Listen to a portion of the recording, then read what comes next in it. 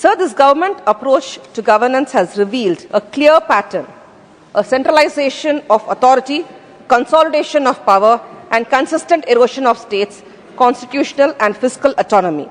Sir, this bill is yet another example of how economic legislation is being pushed without adequate consultation with the states, without compensation to the states, and without regard to federal architecture that holds this country together. Sir, it seems the government has a specialized think tank with only one mandate: finds new methods to drain the state tax revenue. Every few months we see a new innovation, a new exemption, a new restructuring, a new carve-out that magically reduces the state's revenue while increasing the union's control. So the Indian insurance sector is a backbone of our domestic savings. It is a big social security, economic security for the poor middle class people in the country. So the sale of the social security through legislation is unjustifiable and untenable. The consequences of this bill on common people and Indian economy are dangerous and detrimental to the Indian domestic savings. Sir, the bill grants the centre the sweeping power to exempt or modify the Insurance Act for entities operating in the special economic zone, that is CEZ. What does it mean?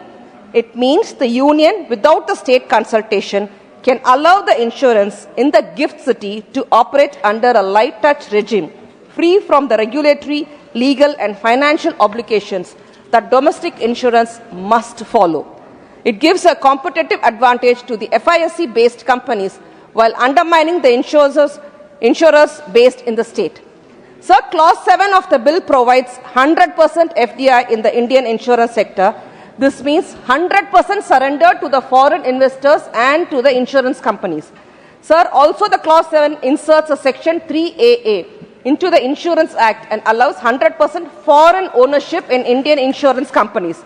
That means foreign board members have the say in all the vital decisions of the insurance sector in our country, India.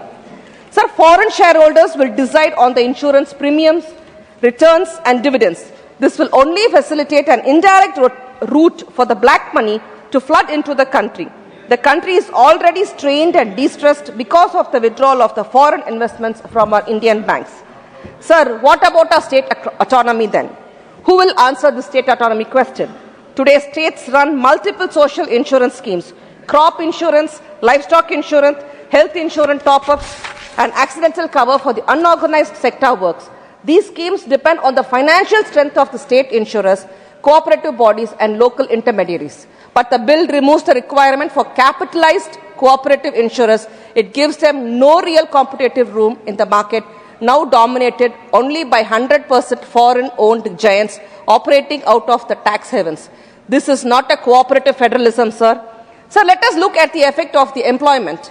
The LIC and the PSU insurers employ lakhs of people in every state. They maintain offices in the districts and taluks, not because it is profitable, but it is part of the social obligation. And what will happen to the LIC, sir? LIC's liabilities, responsibilities, the social obligations remain the same, but the competitors now get a freedom to operate under the relaxed norms in the CEZ, under the rural mandates, without compulsory investment in government securities and without servicing the poor. The government calls this competition. No, sir. We call this handicapping the public sector while subsidizing the foreign and the private insurers. Over the past 9 years, as of March 2024, the sector has attracted nearly rupees 54,000 crore in FDI, supported by the progressive policies. Now, with 100% FDI, it is expected to touch around 1 lakh crore in the next 9 years. This means $12 billion FDI, the market share of $600 billion will go under the control of the foreign investors. Sir, this is a daylight robbery. The government should not squander the opportunities to promote and strengthen its own PSUs. But this government, through this bill, are favoring the foreign investors and burdening our own insurance company. So the FDI insurance sector at that time will be like selling our own insurance sector to the foreign investors. The words of Tandai Periyar became prophetic. When capital rules a society, humanity becomes collateral. Sir, this is not Sabka Bima, it is Sabka, which means poor quality bill. This is a bill truly, if the bill is truly a Sabka Bima, why does the clause 27 rewrite section 27 to prioritize investment flexibility over social obligation? And why does the clause 20 give IRDA power to direct investments without the parliamentary approval? And what are we doing in the parliament here?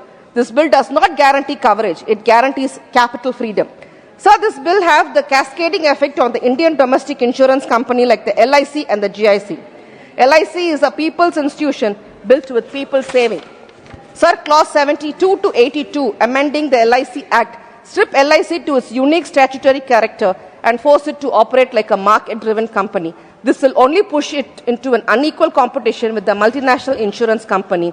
And the poor LIC insurance, poor and the middle class people, the farmers, the women and the rural families when private insurance companies are refused. But this bill punishes LIC for being compassionate and accommodative to people. Sir, as Dr. Muttamalinga, Dr. Kalengar said, public institutions exist to correct market injustice and not to surrender it. But this bill exactly does the opposite. Sir, this is a backdoor lawmaking. The delegated legislation is replacing the democratic debate. Federalism is completely ignored. Sir, it makes the poor middle class people to pay the premium, but the corporates call it dividend. Private insurers check the cherry pick profit. Sir, makers of the Dravidian movement in Tamil Nadu, Perarigar Anna always says, government exists to protect the weak, not strengthen the strong. And Muthamal Kalengar says, markets without morality destroy the democracy. And our Muthuvel Karnanidhi Stalin, our Chief Minister of Tamil Nadu, says, this bill strengthens the strong and abandons the weak. Sir, the social security should not be thrown to the market sale. People's hard-earned money and savings are not to be squandered to the foreign investor. The Indian insurance sector should not be surrendered to the foreign hands, and India should not become a corporate insurance company. Therefore, I strongly oppose this bill in the current form. I demand the bill to be withdrawn or at least to be sent to a select committee. I at least demand the government to introduce a state revenue protection clause to compensate the state for SGST, stamp duty and other revenue losses, and to also do exemptions granted to CES and IFSC insurers for business involving domestic and Indian risks should be withdrawn in full.